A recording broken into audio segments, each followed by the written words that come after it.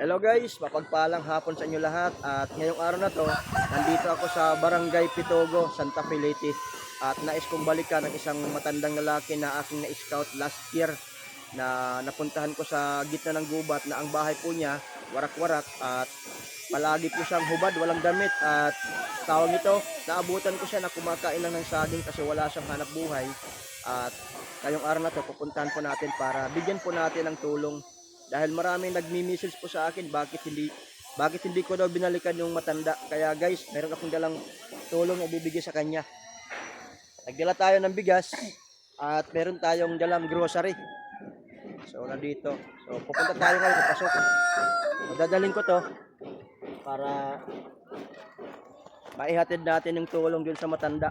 Punta tayo dito.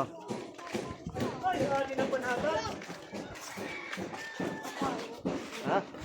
Tara. Di ba kayo yung nandun sa ng Sabado? Kamu tunakad to? Oo. Nakita ka mahapon. Nakita ka manuwalik. Nahutak. Ha? Sige, umay na lang. Sama na tayo dun. Ha? Papala ko na sa akin. Sige. Sama na tayo guys. At mahirap yung mag-isa lang. Walang kasama. Solo ka ngayon ah. Solo lang. Medyo mabigat yung dala.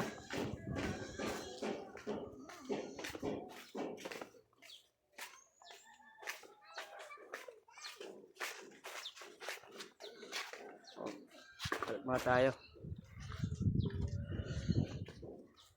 Harap yung mag-isa lang guys, walang kasama. At mayroon tayong bit-bit na bigas.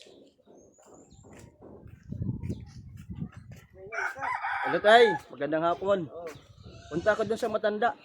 Ay, Yung na-vlog ko last year. oo. Yung palaging walang damit. So malayo pala yung bahay niya dito ano? Papasok. Ano pinaada yan ah? Ha? Ano pinaada? Kaya dito tayo guys. Ganda. Saliw po. Lager.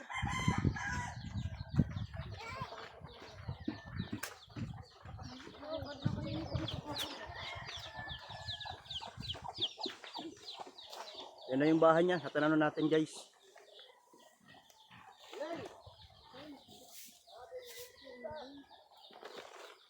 Ano tayo dun. Ayan guys, yung pupunta natin. Tayo.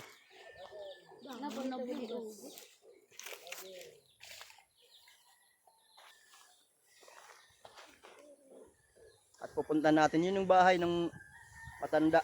Doon. So pahinga muna tayo guys.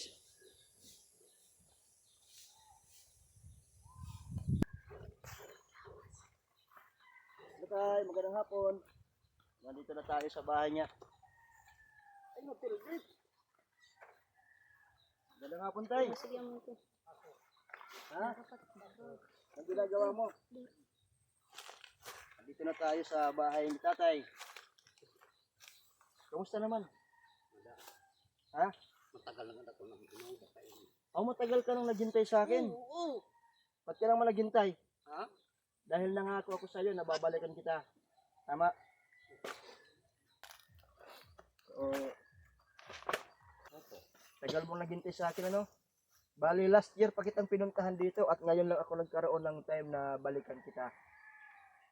So, ang palibot ng bahay mo madumi na, marami ng damo. Okay, dadamo ko ni. Ha? Dadamo ko ni. Bakit lagyan mo ng mga damo? Ha? Bakit kailangan ng may mga damo? Ikula na damuhan. Ah, Tatamnan ko ng mga gulay. o kasing kapal na ng damo niyan. Nakapal na. Wala pa ring pagbabago yung bahay mo. Ay, oo. Ito yung tsura ng bahay mo tayo, ano? Ano ba yung hanap buhay mo? Nagtatanom ako. Oo, didihag na. Nagagarab. Ganun. Nagpapasulo ko. Kumakain ka ng ulam mo. Wala eh. Ngayon. O wala kang ulam. Wala. Mabuti meron ka ngayong bigas. Okay, siyempre, nag-aaral ako ng mga kaibigan ko. Binibigyan ka na lang din. Tapos, sabi niya, puntahan mo na ako ng trabaho. Oh, para mayroon kang pambili ng pagkain. Pinupuntahan ko. Yung bahay mo, oh. Hindi ka ba natatakot dito, tay? Ay, hindi naman. Sa bahay mo, oh. Ang nakakatakot dito, tay, ahas. Ay, hawa ng Diyos, wala naman. Walang ahas dito? Walang kubra? Takot sa akin yung ahas. Bakit matatakot sa yung ahas, tay? Wala pa may pumunta rito sa akin. Ah? Wala pa, kahit Di nga. dumi. Oh. Kasi nakakatakot dito yung kubra. Ah. Kasi dito yung palibot ng bahay mo, oh. Damo na. Oh, guys, oh. Ilang taon ka na ba nun, tay? Dito, O, ilang taon na ba? Edad mo? 77. 77 ka na. Oh. Pero malakas ka pa. Ay, Nasaan ba yung anak mo? isa lang. Ah, isa lang ang anak mo. Pero nagbibigay naman sila sa'yo ng pagkain mo. Minsan nagbibigay. Minsan. Oo. At nung una kitang napuntahan dito, tay, naabutan kita, kumakain ka ng saging tsaka kinayod na nyog. Oo. Yun ang ulam mo. So, Mabuti to, may ulam ako ngayon. mm, Ito, wala akong ulam. Pero nagtitiis lang din. nagtitiis ka lang din. Hmm. Taga saan ka ba nun, tay? Burawin Giti. Taga Burawin, Liti. At paano ka napadpad dito sa lugar na to? Nakapunta ako rito kasi yung anak ko nandito. Ah, nandito. Pero itong lupa na tinitirhan mo, sa iyo ba to? Sa barangay ito. Ah, lupa ng barangay. Mabuti pinayagan kang tumira dito. Kaya siyempre, nagpaalam muna pa eh. Oo, paalam muna, no. Pero mas maganda dito, tay, linisan mo kasi nakakatakot yung Oo nga. katakot yung ahas. Di ba? Baka sa sunod na pagpunta mo rito, malinis na. Malinis na. Malinis na. Meron ako ditong bigas na dala at ibibigay ko to sa'yo, tay. Ha? O, bigyan kita. Ito. So, sige, kain ka lang muna. Usap lang muna tayo.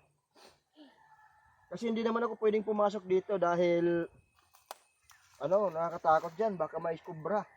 Ay, wala. Tuklawin tayo dito. Pero wala namang ibang mga masasamang loob na pumupunta sa'yo dito. Kasi yung bahay mo, wala nang mga dingding. Saan ka ba nakahiga? Ah, dyan. Delikado yun, pero. Delikado.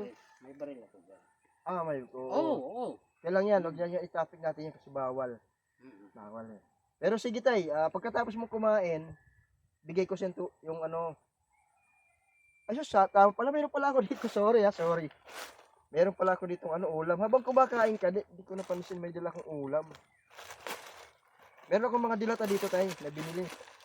Ayan, ano mo yung sardinas? May ulam ka na ngayong gabi. Hayaan mo na. Ha? Mga dalawang subo na lang. Ah, dalawang subo mo na lang yan. Sige, tapusin mo na lang yan. So, ano ba ang pangalan mo, tay? Conrado. Ah, Conrado.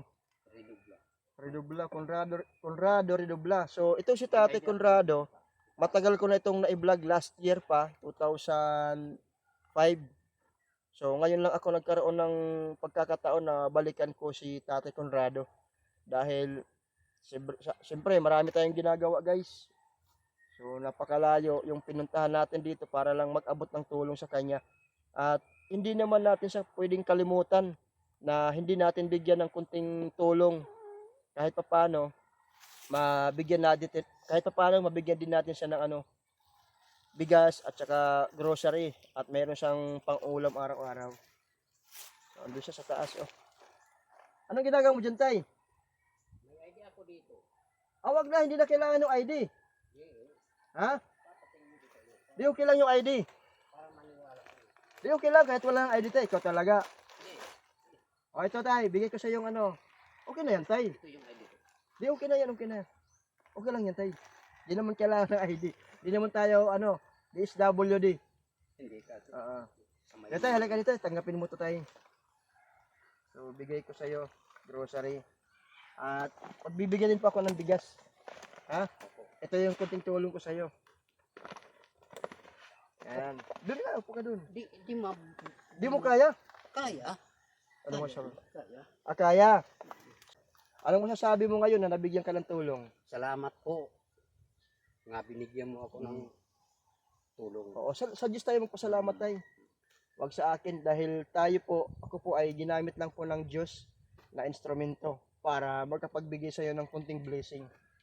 So sa kanya po nanggaling yung yung tulong na yan. At siyempre, itong binigay kong tulong sa iyo galing po sa isang sponsor na patuloy po siyang nagbibigay ng suporta at pagpapaabot ng mga tulong sa mga kababayan po niya dito sa Pilipinas. At ayaw lang po niya magpabanggit ng kanyang pangalan. Oo, so nagpapasalamat ako palagi kay Sir sa anonymous yung tawag ko sa kanya dahil ayaw niyang banggitin yung pangalan niya. Maraming salamat Sir at siya po ay nabigyan po ulit ng tulong na galing po sa inyo. At siyempre yung kay Sir Erwin na ibinigay kong tulong galing din po sa inyo Sir. So maraming salamat sa tulong na ibinibigay mo. So sige tayo. Oo.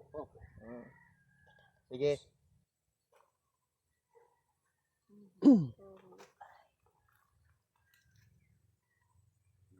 Diyan mo lang ilalagay yan. Dito sa loob. Ay, nakaawi nito. Kakatakot tong bahay mo tay. Nakaawi nito kung dito sa palabas.